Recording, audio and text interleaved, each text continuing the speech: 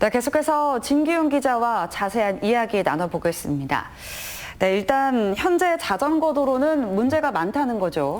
네, 그렇습니다. 이제 먼저 자전거 도로의 종류에 대해서 좀 설명을 드리자면요. 총 3가지 형태가 있습니다.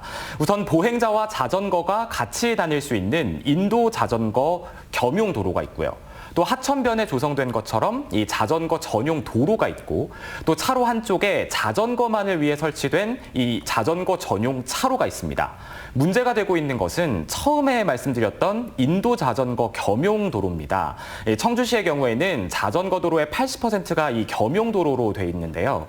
그렇다 보니까 보행자와 자전거가 섞여 다니죠. 사고 위험이 매우 높은 상황입니다. 네, 그래서 이제 보행자와 자전거를 완전히 분리를 해야 된다는 거죠. 네, 맞습니다. 이렇게 앞선 리포트에서도 보여드렸지만 서울에서 실시하고 있는 자전거 전용 차로가 그 대안으로 주목받고 있는데요. 우선 물리적으로 보행자와 자전거가 완벽히 분리되다 보니까 보행자도 안전하고 또 자전거 운전자도 안심하고 자전거를 탈 수 있는 거죠.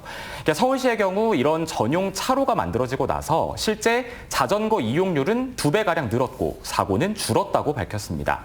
그러니까 이런 점을 볼 때 현재 전국적으로 2%대에 불과한 자전거의 교통 분담률을 끌어올릴 수 있는 방안이 될 수도 있는 겁니다. 네, 그렇군요.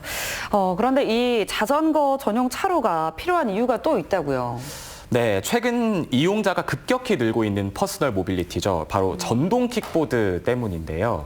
이게 2년 전만 해도 8만 대 정도가 운행됐는데 2022년에는 30만 대까지 늘어날 걸로 추정됩니다. 이게 현행 법상 전동 킥보드는 차로 구분됩니다. 그렇기 때문에 차도로 다녀야 되는 게 원칙인데요. 하지만 인도는 물론이고 자전거 도로까지 침범해서 다니는 경우들이 많죠.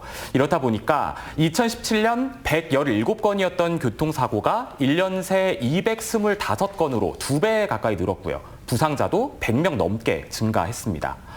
국도변 달리다 만나는 고라니처럼 순식간에 튀어나와서 부딪힌다고 해가지고 킥라니라는 별명까지 나오기도 했습니다. 네, 굉장히 또 위험할 텐데 어떻게 하면 이런 사고 위험을 줄일 수 있을까요? 네, 전문가들은 보행자와 완벽하게 분리되어 있는 이 자전거 전용 차로에 전동 킥보드를 다니게 하면 충분한 안전을 확보할 수 있다고 말합니다.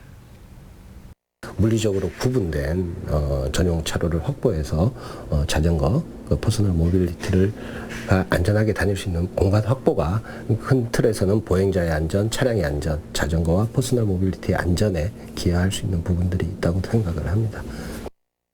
네, 그런데도 이 지자체에서 자전거 전용 차로를 확보하는데 좀 어려움을 겪고 있다고요. 네, 그 어려움으로 들고 있는 게 공간이 부족하다, 또 예산이 없다, 이제 이런 이유입니다. 이게 이해가 안 가는 건 아닙니다만 앞서 살펴본 서울시의 경우에는 2022년까지 자전거 도로를 이 자전거 전용 차로로 바꾼다는 계획이 추진 중이고요.